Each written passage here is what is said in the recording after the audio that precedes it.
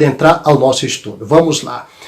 O Senhor diz assim para João: o que vês, escreve no livro e envia-os às 7 igrejas que estão na Ásia, a Éfeso, a Esmirna, Pérgamo, Tiatira, e a Sardo, e a Filadélfia, e a Laodiceia. Isso está em Apocalipse, capítulo 1, verso 11. Ele manda escrever estas cartas a cada igreja. Existe uma série de polêmicas que não dá para nós adentrarmos hoje, que eu até gostaria, mas nós vamos meditar o necessário para nós entendermos algumas coisas, tá bom? A 7 igrejas constituía-se também de vários principais pontos daquela época, tá? Eram as 7 igrejas mais importantes naqueles dias, e pontos comerciais, industriais, políticos e também financeiros e religiosos. Elas eram as cidades principais da Ásia Menor, como era chamado naquele tempo. E por isso ser assim, Jesus manda exatamente lá. Aí você pergunta, por que não mandou a igreja de Jerusalém? Muita gente não tem adentrado, por isso o nosso estudo. Porque naquele tempo a igreja de Jerusalém já não estava mais em voga. Jerusalém tinha sido destruído no ano 70. E essa carta aqui, elas são escritas a partir do ano 96. Para ser mais preciso, acredito que no ano 97, 98 ou 99 foi escrito. Tá bom? É o que nós vamos aprender agora já. Muito bem.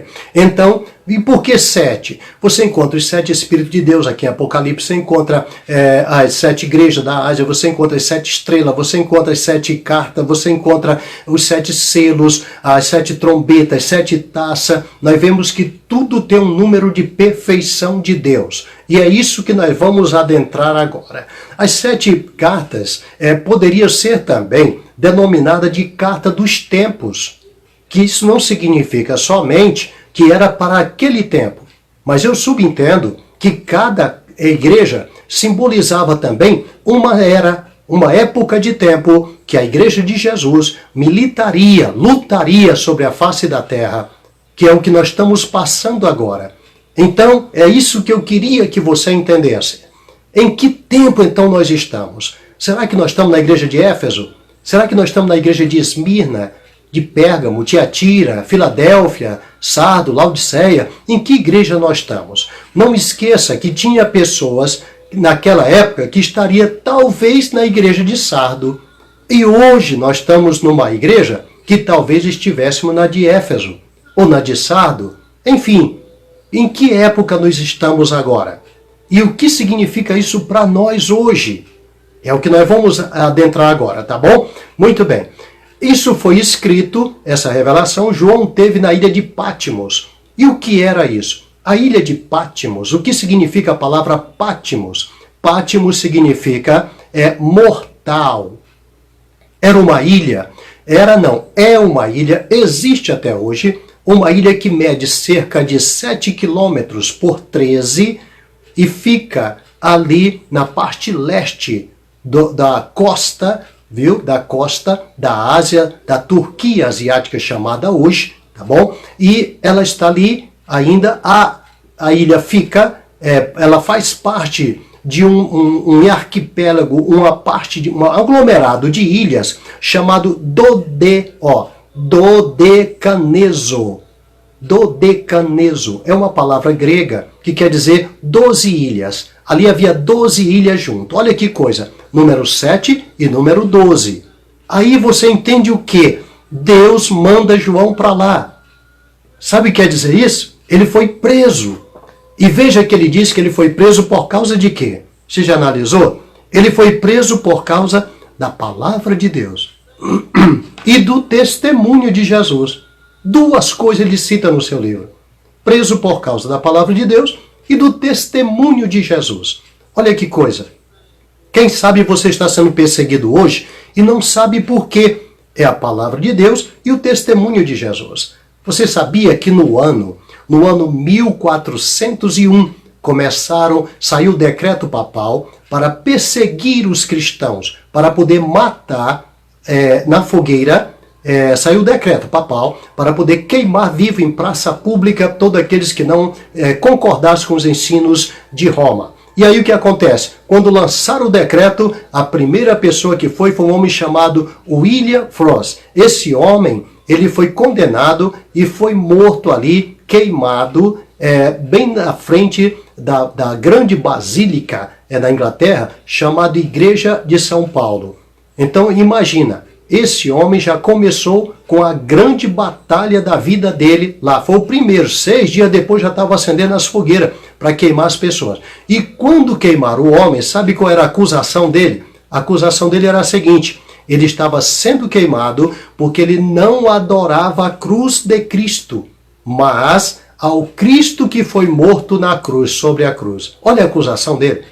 Porque ele não adorava a cruz de Cristo, mas somente o Cristo que foi morto sobre a cruz. Essa foi a acusação desse homem. E a acusação agora de João era porque ele pregava a palavra de Deus e era testemunho de Jesus. E aí eu pergunto, por que será que você é perseguido hoje? Ou então você não tem nenhuma perseguição? Então você não prega a palavra de Deus e nem tem o testemunho de Jesus. Porque se tiver, vai ser perseguido. E assim estava esse homem sendo perseguido. E o que acontece? Durante muito tempo, deixa eu ver se eu faço uma parte rápida, porque o assunto é extenso. João, ele leva Maria para casa quando Jesus avisa na cruz. João, em seguida, passa-se um tempo e aí Paulo prega na Ásia Menor, como era chamado. Ali ele funda aquela grande igreja, que era a igreja de Éfeso. A igreja de Éfeso cresceu, e cresceu muito, porque Éfeso era uma cidade importante daquele local, era chamado como a luz da Ásia, tá? Porque era uma cidade grande, proeminente. Então, quando Paulo sai de cena, Paulo morre por volta do ano 68, 69, quando ele morre por essa época, João já estava indo para lá com a destruição de Jerusalém, no ano 70. João agora vai definitivamente para lá. Ficando lá, na igreja de Éfeso, dá continuidade ao grande trabalho, ensinando. Veja que Paulo pregava o amor. Vem João agora, prega o amor, na mesma igreja, como se Deus tivesse um plano naquele lugar e ninguém percebia. Mas João sendo perseguido, quando entra o grande ditador César, tá? Quando ele entra de vez ali, era o Domiciano, César Domiciano, veja bem. Ele entra no ano 81 e morre no ano 96. Quando ele entra, o que ele faz? Ele começa a perseguir os cristãos e começou a perseguir justo João, por causa desse testemunho. Quando ele não pode fazer mais nada, porque pegaram o João, jogaram no caldeirão de óleo fervendo, e o João escapou, e eles, com tanto ódio por ele não ter sido morto no óleo fervendo, mandaram para a ilha de Patmos, para que ali ele morresse. Ali era um presídio horrível, não tinha como escapar. Estava a 55 quilômetros de distância da terra, quer dizer, da costa. Então, só saía de barco. Os barcos não iam ali, era proibido. Era muito guardada pelos guardas romanos.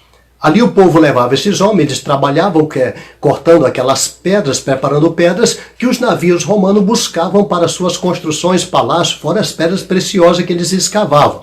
Mas, cada vez que eles iam buscar, e deixava comida para os prisioneiros. Eles comiam, quando eles resolvessem voltar outra vez, comia novamente. Não é como muita gente pensa que dali ele mandou as cartas, ele não mandou dali. Tá, mas eu não tenho tempo para tanto, por isso vou ser bem breve.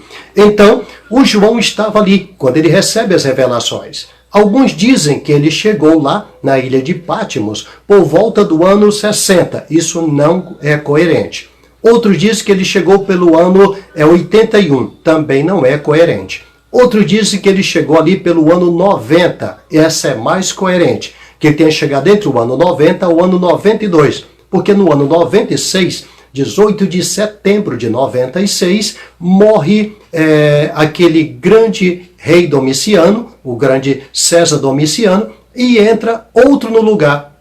O outro chamava-se Nerva, e Nerva absolve muitos cristãos, e dentre eles João também. Então João volta outra vez para a cidade de Éfeso. E segundo historiadores, segundo Eusébios e outros, ele morre ali de uma série de velhice, vamos dizer assim, acumulada no seu corpo devido às lutas, tribulações, aflições. Alguns dizem que ele morreu com 94 anos. Ele era o mais novo dos apóstolos. Muito bem, então ele está nessa ilha. A ilha tem 35 quilômetros de 35 quilômetros quadrados, era 7 por 13, entendeu? Tinha colinas vulcânicas que chegaram a ter 269 metros de altura, 269 metros, que era os montes mais altos da ilha. Esse monte, inclusive, que é o mais alto, ele é batizado com o nome de Monte Elias. Elias, o homem que fez descer fogo, o monte profeta Elias, é o batizado. A cidade hoje, ela existe ainda, tem cerca de 3.000 habitantes, tem uma capitalzinha que eles chamam de João do Pátimos, ou São João do Pátimos. Ela é muito visitada hoje, ainda por causa desse episódio. Ali viveu João.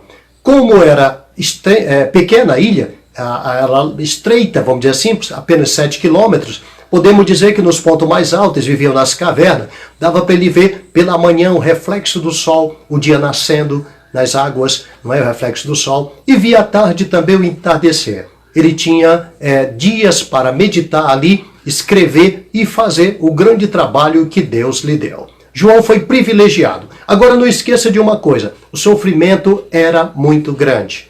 Não tinha a comidinha que ele gostava, não tinha a caminha que ele gostava, não tinha nada do que ele queria. Era um lugar de quem vai lá, vai para morrer. E foi justo ali que Deus resolveu trazer a grande revelação para ele. Isso Deus está falando contigo agora. É nesse lugar da tua luta. É no lugar onde mais você sofre. É onde Deus mais fala com você. Quero dizer para você que durante esses 34 anos que eu ando com o Senhor, os lugares onde mais eu sofri, onde mais eu passei luta, foi onde mais Deus falou comigo. E isso é maravilhoso. Deus escolheu justo isso. Você, se está passando luta, pule de alegria, como disse Tiago.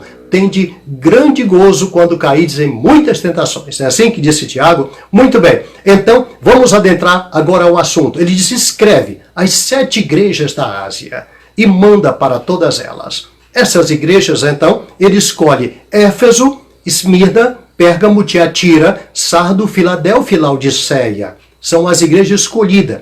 E a primeira que nós temos hoje é a igreja justamente a de Éfeso. A igreja de Éfeso corresponde, eu gosto muito de levar em conta, o ponto tempo. O ponto tempo. Significa o quê? O tempo que nós temos hoje. Aí nós nos achamos no tempo. Será que nós estamos hoje no tempo da igreja de Éfeso, de Esmirna, de Pérgamo? Às vezes eu posso estar em Pérgamo, você pode estar em Esmirna, o outro pode estar em Filadélfia, o outro pode estar em Laodiceia, todos na mesma congregação hoje, todos na mesma igreja. Isso vai depender do seu tempo e do tempo da igreja também. Então ela tanto trabalha em particular como no totalizado. Então pode ser a igreja hoje atual, é uma, porém dentro dela existem várias pessoas. Tem alguns que estão em Éfeso, outros não. Mas vamos agora para a igreja de Éfeso. O que ele diz aqui? Que tempo corresponde? A igreja de Éfeso corresponde ao século I, até o ano 100. Amém? Do ano 33, onde está Jesus, até ao ano 100. A igreja de Éfeso era uma igreja cheia de amor. Ela aprendeu de Paulo, que ensinava que o amor era o vínculo da perfeição. Eles aprenderam isso. E agora viviam o primeiro amor, o amor de Cristo, aquele amor maravilhoso, aquela vontade de servir a Deus, aquela vontade de estar na casa de Deus, aquela vontade de estar entre os irmãos, aquela comunhão, aquela vontade de fazer a obra de Deus. Eles viviam isso. Essa era a igreja pura, genuína, o início da igreja. Mas agora o Senhor mostra para ele. Por isso que isso pode ter sido acontecido. Por volta do ano 94, 95, ele recebe a revelação. E ele só posta ela lá na frente. Vocês vão ver muitas postulagens sobre isso, dizendo que ele escreveu lá e já mandou de lá mesmo. Tem até filme ensinando isso. Na verdade, não existe assim. Se vocês pegarem a edição revista e corrigida, NTLH também, ela vai dizer, eu estava na ilha de Patmos. Isso quer dizer que ele não envia de lá, ele envia de outro lugar. Ele acaba fazendo um cabeçário certinho, coloca tudo em ordem, igual um homem quando faz hoje um livro, ou um artigo científico, ou coisa parecida. Assim ele estava fazendo também o seu índice, o seu preparativo, o seu cabeçário, para poder mandar. E certamente ele não estava em Patmos mais. Certamente ele já estava outra vez em Éfeso, da onde ele encerra a sua vida. Muito bem, então Éfeso simboliza esse amor maravilhoso. Se você está em Éfeso, você está dentro desse amor. Agora não esqueça uma coisa, a carta foi escrita já no finalzinho da era apostólica, que é exatamente o ano 100. Quando ele chega aí, ele já chega com uma ressalva. Olha que ele diz assim, eu tenho contra ti que tu deixaste a tua primeira caridade. Nós vamos só analisar alguns pontos salientes. Deixaste a tua primeira caridade. Então Éfeso já estava saindo dos ditames do Senhor. Já estava esquecendo aquilo que ele havia ensinado, o que havia recebido de Paulo, o que havia recebido de João, que é conhecido como apóstolo do amor, foi quem mais ensinou ali. Ele levantou um grande discípulo que chamava-se Policarpo, um homem que morreu, mas não negou a Jesus. E Policarpo levantou outros. Ele levantou Eusébio, levantou outros homens proeminentes daquele tempo, que se tornaram grandes detentores da palavra.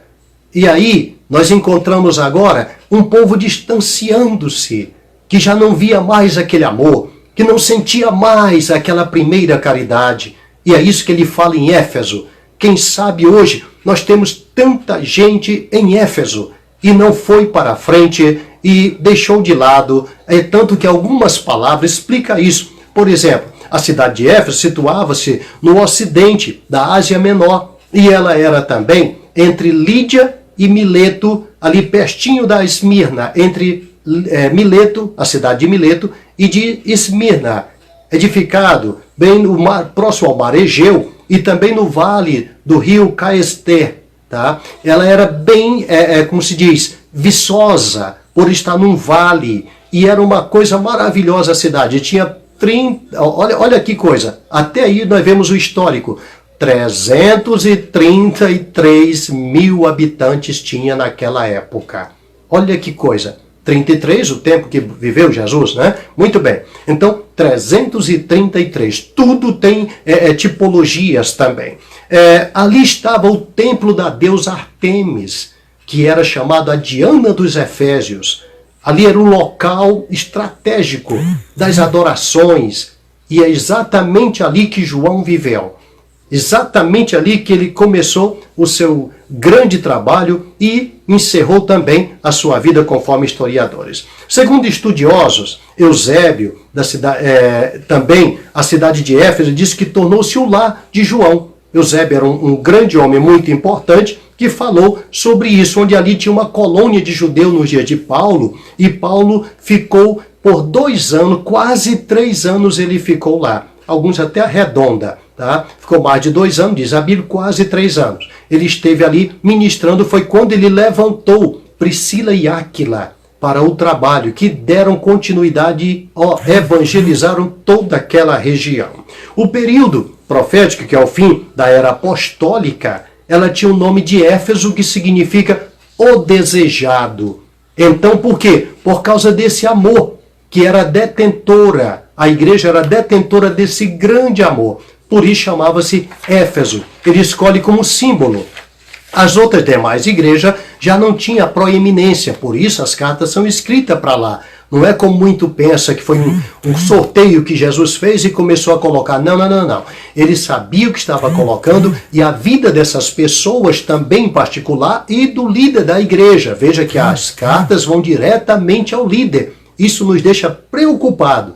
Por exemplo, você que lidera qualquer um trabalho na igreja, você que é líder de uma igreja, é líder de um ministério, muito cuidado, porque a carta foi exatamente para essas pessoas. Porque são eles que vão instruir os demais. Assim como Paulo instruiu a igreja de Éfeso, e em seguida João vem para dar suas segundas instruções, e Deus o põe ali significa o quê? Que ele queria um preparativo naquele lugar. Eu não tenho dúvida, quando Deus me leva para certos lugares, eu sei que ali ele vai preparar pessoas. E também me preparar. A cada dia eu tenho que passar pelas minhas lutas, minhas aflições também, e ser provado por Deus, na minha paciência. Nós vamos já entender aqui. Veja que ele diz assim, por várias vezes, né? Eu sei as tuas obras. A primeira coisa, eu sei as tuas obras, teu trabalho. Veja que isso aqui estava esfriando esse primeiro amor. Quando esfria o amor, esfria o trabalho, esfria as obras, esfria tudo. E aí vem o grande problema. Sabe por quê? Porque a presença de Deus começa a se tornar escassa. A presença do Espírito Santo já não é mais a mesma. E é o que nós vamos entender agora já já. Eu estou tentando resumir para nós sermos rápidos, tá bom? Então veja, a igreja de Éfeso ela foi instruída pela a gloriosa virtude cristã, que é o amor, e também pelos seus líderes, que era Paulo e João. Mas agora ela começa a perder isso e vai deixando de lado. Entenderam? Por isso o Senhor já diz assim, isto diz quem? Olha como ele se apresenta à igreja. Quem anda no meio dos 7 castiçais de ouro. Quer dizer, eu ando no meio da igreja. Eu sou detentor da igreja. Jesus não é somente o detentor, ele não tem na mão a chave da morte e do inferno. Ele tem na mão direita dele, acredito que na esquerda está a chave da morte e do inferno, porque na mão direita ele tem os líderes das igrejas, assim como também ele decreta o que deve ser feito nas igrejas. Por isso a carta vai direto aos seus líderes. E olha o que diz, ele anda no meio dos 7 castiçais de ouro, por isso que o cristão tem condição de brilhar no mundo, porque todo cristão que está junto, unido na sua igreja, o Senhor está no meio. Ele estando no meio, ele anda. Andar significa o quê? Ter vida própria, tem energia, tem poder, tem capacidade, movimenta-se. Então Jesus tem tudo isso e transmite para a igreja. Transmite às 7 igrejas. Transmite a todos que estão em sua volta. Por isso você pode brilhar no meio dessas trevas.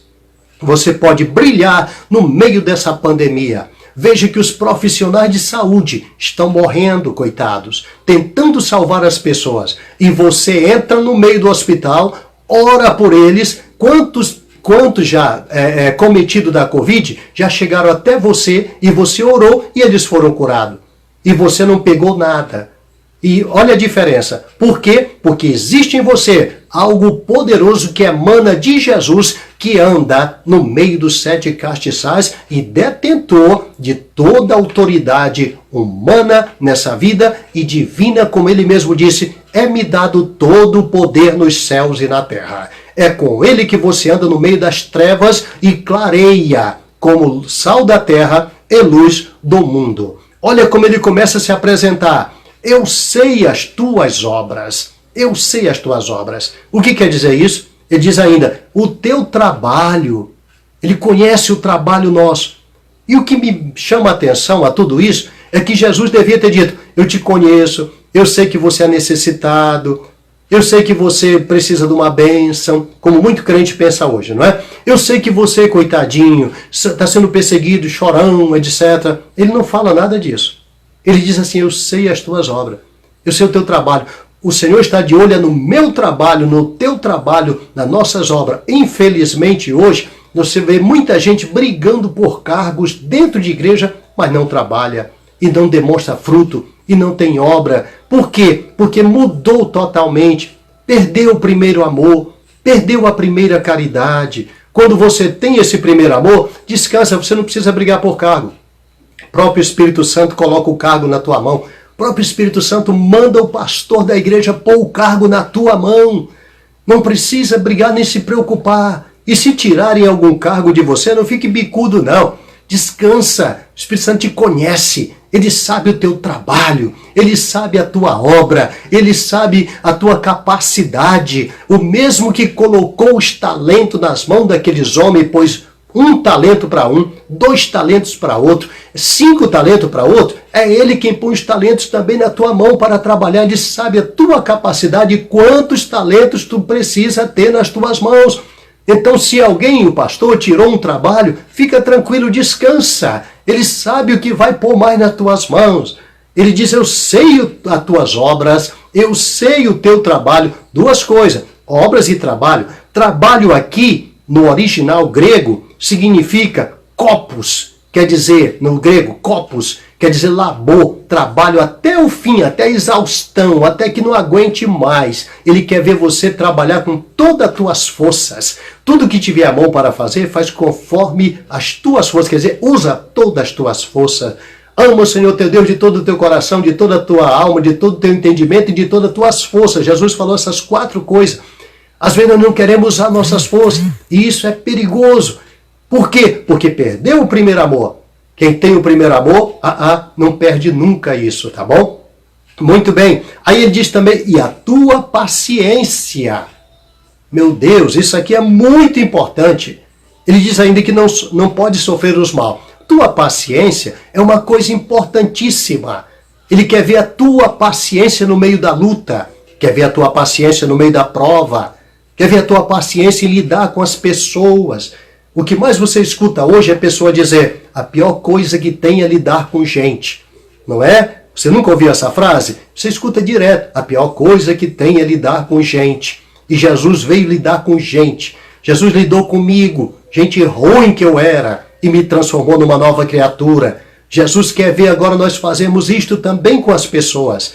Ele conhece a nossa paciência em lidar com eles, ter paciência com eles, sabe, suportar todos eles como o Senhor nos suportou. É o que a Bíblia nos ensina. E às vezes nós esquecemos. Ele diz assim, e que não pode sofrer os maus. Sabe o que é isso? Ficar atento, cuidado com os maus. Esse sofrer os maus significa, a palavra sofrer na Bíblia, não sofrereis, ou sofrereis, quer dizer, suportar. Jesus diz, raça de víboras, até quando vos sofrereis? E até quando estarei convosco? Sabe o que ele estava dizendo? Até quando eu vou suportar vocês? Até quando eu vou ter vocês aqui comigo e ter que aguentar vocês? Era isso. Então esse sofrer os maus significa que você não deve sofrer os maus. E o que quer dizer isso, pastor? Cuidado. Analisa os obreiros, analisa pastores, analisa pessoas. Se você se condiciona, é problema seu. Porque ele diz que não pode. Os efésios, querido, eles eram de aguentar qualquer luta. Eles batalhavam, suportavam tudo que era provação. Só não suportavam era falsos obreiros. Eles não suportavam. Veja que ainda diz assim, ó, e puseste à prova, não pode suportar os mal. Tu puseste à prova os que se dizem apóstolos e não são, e tu os achaste mentirosos. Sabe o que é isso? Prova. Tudo que é obreiro que você encontra. Prova, não se preocupa não. Prova eles, analisa os frutos. Quais são os frutos dele? A Bíblia diz, pelos seus frutos conhecereis. Ah não, mas faz errado, mas eu preciso estar aqui. Eles são errados, mas eu tenho que estar com eles. Problema seu. A Bíblia não ensina isso. Veja o que Jesus diz. Eu gosto tanto desse versículo. Ele me ensinou isso no começo da minha fé. Sabe? Fui muito perseguido por esse versículo. Eu vou lhe explicar qual é. Vou revelar isso para você hoje, tá bom? Ele diz assim, ó. Na cadeira de Moisés estão assentados escribas e fariseus. Aí ele diz, fazei tudo o que eles vos mandarem, mas não façam o que eles fazem, porque eles atam fardo pesado sobre os ombros e nem com um dedo eles querem mexer. Atam fardo pesado nas costas dos homens, mas nem com um dedo eles querem mover. Entenderam? Sabe o que é isso? Fique atento. Você vai ver obreiros, pastores que não é dizimista, pastores que não quer fazer o que manda você fazer, quer que você oferte, mas não quer dar oferta, ele quer... Enfim, você vai ver uma série de coisas. Estou citando apenas umas pequenas para você entender. Faça tudo o que manda, mas não faça o que fazem. Eu faço tudo o que mandam, eu só não faço o que muitos fazem. Isso não interessa a mim, não pertence a mim. Amém? E é o que ele diz aqui. Tu não pode sofrer os maus. Entendeu? E os achaste mentirosos. E outra coisa, tens porém isto, que aborrece as obras dos nicolaítas. Sabe o que era isso? As obras imorais. Não queira se meter com elas. É imoral? Foge disso. Não pertence a Deus? Foge disso. Não fica junto, não fica próximo, não se mistura, porque o Senhor nos chamou para a santificação. Buscai a paz com todos e a santificação, sem a qual jamais alguém verá o Senhor. Muito bem, vamos em frente. Aplicação na vida cristã. Como é que nós tomamos isso como lição? Nós tomamos pela seguinte forma. Quando ele fala de deixar-te a primeira caridade, o primeiro amor, está aqui em Apocalipse 2,4, deixar-te a primeira caridade.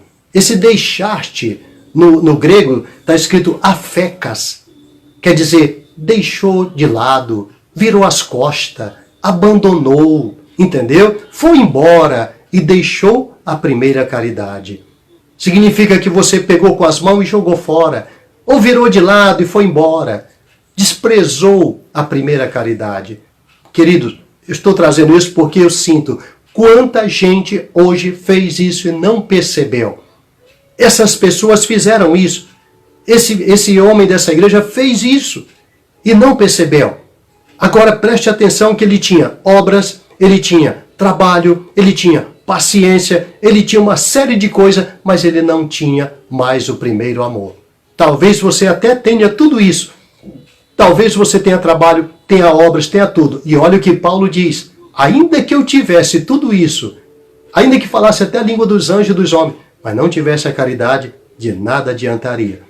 Às vezes você já perdeu também, continua, tem trabalho, você trabalha, você se esforça, mas não tem. E isso, sabe quando acontece? Eu vou já lhe dizer. Acontece muito quando, vou te dar uma dica para você ter uma noção. Você vai encontrar obreiros, pastores, membros, dizendo, olha, só eu trabalho nessa igreja. Você vai encontrar pessoas dizendo, só eu sou ofertante. Você vai encontrar pessoas dizendo, todos levantam a mão para me ajudar, mas na hora ninguém me ajuda, é só eu. Sabe o que significa isso? Murmuração. Sabe por quê? Porque perdeu a primeira caridade.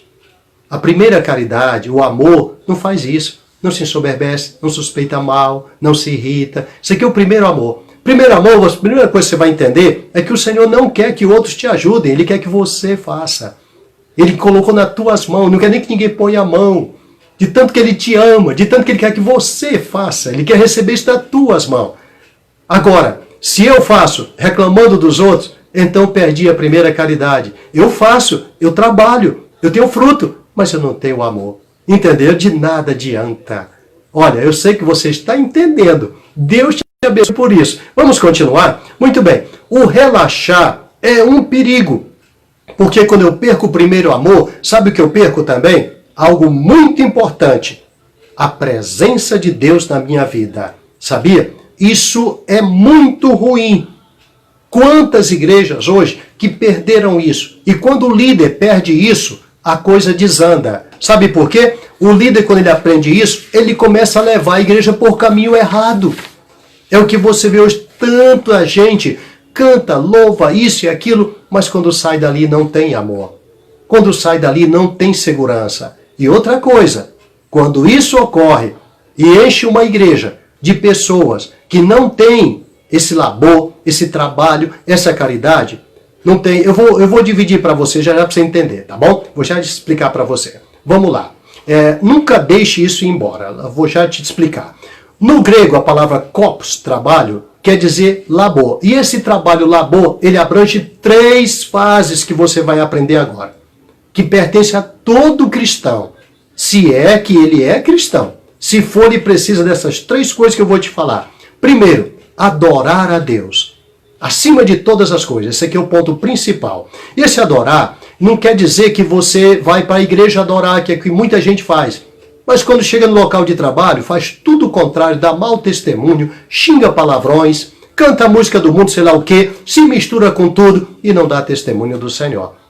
Quando vem um infortúnio, vem uma dificuldade, furou o pneu do carro, quebrou uma peça, ele começa a falar bobagem, fala o que não deve, se queixa, fica nervoso, fica bicudo, quer desviar. Sabe o que significa isso? Que ele não adora.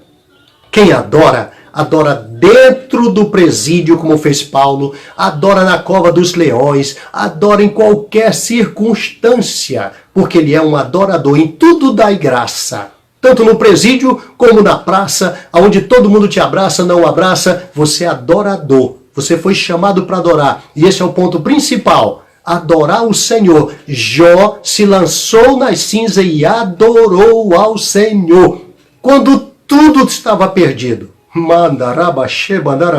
Quando tudo, cada um trouxe uma notícia pior do que a outra. Ele adorou diante de toda a adversidade. Sabe por quê? Porque nós estamos aqui fazendo um teste de adoração. É lá em cima que nós vamos adorar. E lá só vai subir os verdadeiros adoradores para adorar aquele que o criou, aquele que criou todas as coisas, aquele que nos formou para adorá-lo. Entenderam bem? Ótimo. Então você tem que adorar na igreja, tem que adorar voltando para casa quando a pessoa te cortou a frente com o carro dele, sabe? Quase bateu no teu, fez até proposital para te irritar, quem sabe estava até endemoniado, e você xingou palavrões. Não, esse é o momento de adorar. Abençoa ele. Quantas vezes eu falo isso? Deus te abençoe e te guarde e te livre de todo mal. Quantas vezes eu falo isso? Minha esposa comigo a dar risada, porque eu falo direto na hora isso aí. Eles cortam a minha frente, eles fazem cada loucura e eu estou abençoando cada um deles. Adore nesse momento, adore quando chegar em casa, ao invés de brigar com a esposa, adore o Senhor. Adore no teu quarto sozinho, não seja aquela pessoa que ora só na igreja para mostrar às pessoas. Ora em casa, adorador, ele adora a todo momento, quando estão vendo e quando não estão vendo. Creio que você está entendendo isso, porque eu sinto a presença de Deus em te falar. Muito bem, então vamos lá. Adorar. Primeira. Segunda, comungar. Comungar significa comunhão com os irmãos, com os cristãos, com as pessoas da igreja. Você tem que amá-los, ter intimidade com eles. Você já viu aquele cristão que acaba o culto e diz, fala, eu tenho que ir embora, porque ficar em conversinha, em rodinha com os irmãos, só dá falatórios, e eu não sou disso, eu sou diferente de todo mundo. Isso aqui, como é que você vai viver no céu? Onde todo mundo vai estar no céu. Onde esses irmãos vão estar lá. Então, se eles falam mal, você sai de perto daquele e vai para outro grupinho. Está cheio de grupinho na igreja. Aquele que não está falando mal, você fica ali. E se tiver, você fica calado. E se começar a falar mal do irmão, você repreende ele. Fala, irmão, não faleis mal uns dos outros. O juiz está à porta. Foi o que disse Tiago na sua carta. Amém? É para isso que Deus nos levantou. Mas tenha comunhão com eles. Tenha amor de estar presente perto deles. Isso aqui é a primeira caridade, é o amor de Deus. O Senhor amou esse irmão, que você às vezes não gosta dele, mas o Senhor o amou. E esse amor de Deus vai fazer com que eu o ame também, embora ele seja tribuloso. Mas eu vou amá-lo também, porque o Senhor o amou. Entende isso? Ótimo, isso aqui é o amor de Deus. Então preciso dessa comunhão. E aí diz a palavra de Deus, se andarmos na luz como ele na luz está, temos comunhão uns com os outros. E o sangue de Jesus Cristo, seu Filho, nos purifica de todo o pecado. Terceiro, evangelizar. O cristão precisa evangelizar. Todo cristão tem essa parte em relação aos povos. É uma necessidade que nós temos, é uma dívida que nós temos com as pessoas que estão em nossa volta, que o Senhor nos pôs para isso. A igreja não está na terra para ter bom emprego, bom carro, boa casa, saúde a vida inteira, uma família abençoada. Não, não, não, não, não. A igreja está na terra para evangelizar, para ganhar almas para Jesus, para cuidar dos perdidos que precisam encontrar a salvação. Essa é a nossa meta. É para isso que estamos na terra. Quando acabar esse trabalho, Jesus tira nós daqui. Vai ficar casa bonita, vai ficar carro bonito, vai ficar família abençoada, vai ficar tudo isso aqui. Se a família estiver realmente abençoada, sobe com ele. Mas se não tiver, vai ficar. E se você deu bom testemunho para a família, eles vão evangelizar também e vai subir também junto com você. Então, 3 coisas: adorar, comungar e evangelizar. Isso aqui só tem quem tem o amor de Deus. Se não tiver essa primeira caridade, ele não terá. Amém? E aí ele entra em quê? Ele entra em negligência, na deficiência que se diz, a desídia e o pecado. E quando ele se mistura com a desídia e o pecado, que foi o que o anjo da igreja que fez, a igreja também foi junta, o que acontece? Ele perde tudo isso, o Senhor já não anda mais no meio daquela igreja. Ele já não opera mais ali. Você hoje vê muitas igrejas que não têm mais a presença de Deus. Você não vê mais batismo com o Espírito Santo. Você não vê mais cura divina. Você não escuta mais ninguém falando em línguas. Você não escuta mais profecia, a não ser essas falsas profecias aí que só dá trabalho ouvir. Você não vê genuínas revelações. Só escuta certas revelações que nunca se cumprem. Elas, as verdadeiras, estão aonde o Senhor está. Se você está num lugar que só tem falsas revelações, você percebe muito bem que o Espírito de Deus já não está mais ali. Ali tem um mau espírito ensinando uma coisa errada. Uma revelação que não se cumpre. Aquilo não é Deus. Tem um outro lá no meio. Já tem alguém andando pelo meio. Você vai encontrar falsas profecias para todo lado. Quantas e quantas nós estamos vendo hoje? Por que será? Porque a verdadeira já não está mais ali. O Senhor já não está mais andando ali. Ele já está do lado de fora. Daqui a pouco vai chegar na última carta, eis que estou à porta e bato. Já saiu de dentro. Queridos, essa aqui é a igreja aonde ele estava ainda aconselhando que voltasse lá onde ele caiu e se arrependesse, para começar tudo de novo. E veja que ele diz assim, olha, eu conheço as tuas obras, eu sei a tua vida, sei a tua situação, as tuas perseguições, a tua dificuldade. Ele conhece tudo o que acontece contigo. Então, o que ele quer? Que você simplesmente fuja dessa mornidão, fuja dessa falta do primeiro amor, essa primeira caridade. Ele quer isso na sua vida. Ele quer que nós tenhamos esse amor ainda de ter vontade de estar na casa de Deus, ter vontade de adorar a Deus, ter vontade de evangelizar, ter vontade de estar junto com os irmãos, como disse o salmista, alegrei-me quando me disseram vamos à casa do Senhor. Quer dizer, vamos estar junto com os irmãos, vamos adorar junto. O salmista diz assim, digo aos santos que estão na terra e aos ilustres, com quem está todo o meu prazer. Quer dizer, tinha prazer de estar junto com os ilustres, com os irmãos, com as pessoas que estavam ali. Imagine você poder abraçar uma pessoa que tem o Espírito Santo dentro dele. Olha, me perdoe, tá? Eu não estou fazendo apologia a você sair cumprimentando, que eles estão dizendo que você não deve abraçar, não deve pegar na mão, não deve beijar, enfim. Mas imagine você abraçar uma pessoa que está cheia do Espírito Santo. Ele elimina até a Covid. Elimina-se tudo. Num toque dele. Num toque dela. Sabe por quê? Porque ali é um ilustre. É um cidadão do reino do céu. Querido, a igreja de Éfeso havia perdido o seu primeiro amor. Havia perdido a sua primeira caridade. Era uma cidade proeminente. Uma cidade muito grande. Onde tinha muitos cristãos. Aonde o Senhor operou tanto. Aonde esteve ali Paulo ensinando o correto. Onde esteve ali também João, o apóstolo do amor, onde ele acabou os seus dias, mas ela estava distanciando-se exatamente do ponto principal, que era a primeira caridade. Veja que não adiantaria mais nada ele ter todo o trabalho, ter tudo isso. O que manda aí é a primeira caridade, é o primeiro amor. E diz, volta lá onde tu caíste, arrepende-te. Olha, pega tudo de volta, aquela primeira caridade. Essa primeira caridade faz você fazer tudo calado com alegria, com gozo na alma. Essa primeira caridade, ela é tão importante que é ela quem diz que você é realmente um cristão. Quando ela falta, a coisa fica triste. E não adianta jeitinho brasileiro. Não tem como entrar no reino do céu. A Bíblia diz que o amor de Deus é derramado em nossos corações pelo Espírito Santo. Se eu já não tenho mais que essa primeira caridade, como será que o Espírito Santo está no meu coração? Nunca. Que risco eu estou correndo de ficar aqui no arrebatamento? Essas cartas eram para preparar aqueles anjos das igrejas, que eles preparassem o povo para o arrebatamento que está para acontecer. Nós temos aqui essa primeira carta e, se Deus quiser, na próxima live estaremos falando da igreja de Esmirna. A igreja de Esmirna é a segunda carta. Ela corresponde do ano 100 até o ano 316. É de suma importância que nós meditemos sobre isso, que nós tenhamos em vista o que o Senhor quis dizer com essas cartas. Essas igrejas, hoje, a cidade de Éfeso, por exemplo, se você for lá, você vai encontrar um monte de ruínas. Acabou tudo aquilo lá. Você chega lá, não encontra mais quase nada.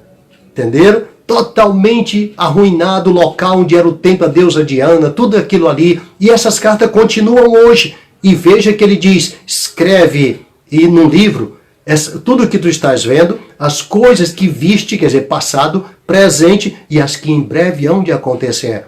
Essas cartas estão funcionando hoje. Elas têm muito a nos dizer hoje. E ainda diz ainda a palavra de Deus, que o próprio João ouviu a voz dizendo, come o livrinho, porque tu ainda vai profetizar para reis, nações, línguas, para o mundo inteiro vai profetizar. Está profetizando agora através da carta.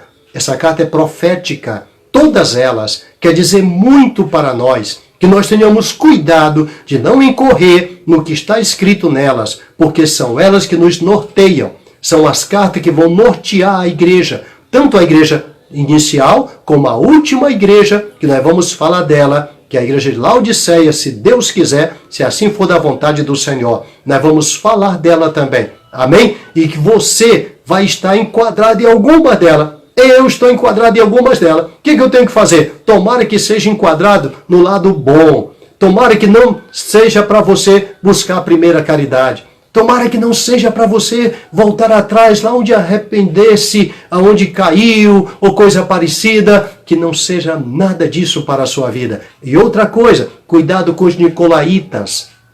Eu gostaria até de um dia falar sobre quem são os nicolaítas. Eu gostaria de falar para você o que é esse corpus, o que são tudo isso. Hoje, em miúdos, para nós entendermos e ter uma vida cristã genuína e não sermos semelhante ao que nós vemos hoje. Quanta gente se dizendo cristão, e a hora que a trombeta soar, vai ser um corre-corre aqui na terra. Eu acho que você entendeu o que estou dizendo. Vai ser um corre-corre aqui na terra. Pastor, por que corre-corre? Porque vai ficar muito cristão. Muitos que não têm o primeiro amor, a primeira caridade. Muitos que estão na igreja simplesmente marcando ponto. Outros que estão na igreja só para dizer, eu vim fazer o trabalho. Outros que estão para cantar e dizer, olha, cantei bonito. Você vai encontrar tudo isso e nada tem a ver mais com a primeira caridade. Já perdeu faz muito tempo. E você vai encontrar essas coisas, eles correndo para um lado e para o outro. Por que eu fiquei? Por que eu fiquei? Por coisa tão simples. Tudo que fazia não era para o Senhor. Fazia para murmurar, fazia para se queixar. Tinha trabalho, tinha obra, mas não era para o Senhor. Era para mostrar às pessoas. Era para, às vezes, se queixar, ou até mesmo murmurar do irmão que não fez, ou que não pôde fazer, enfim, por algum motivo. Mas o Senhor nos alerta que tenhamos a primeira caridade, que possamos trabalhar sem ser para mostrar aos homens, mas para o Senhor, adorando ao Senhor através do nosso trabalho. Não esqueça, primeiro é adorar, segundo é comungar. Se andarmos na luz como Ele na luz está, temos comunhão uns com os outros. E o sangue de Jesus Cristo, seu Filho, nos purifica de todo pecado. E o terceiro, você lembra ainda qual é o terceiro? Evangelizar. Quantos crentes que não têm mais vontade de evangelizar?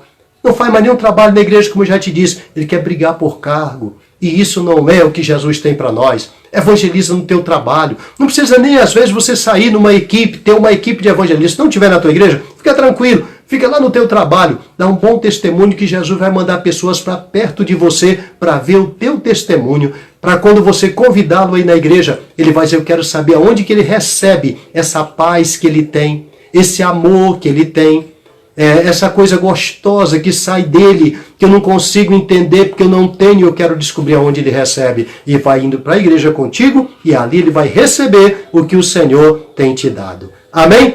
Amém? Deus te abençoe. Em nome de Jesus.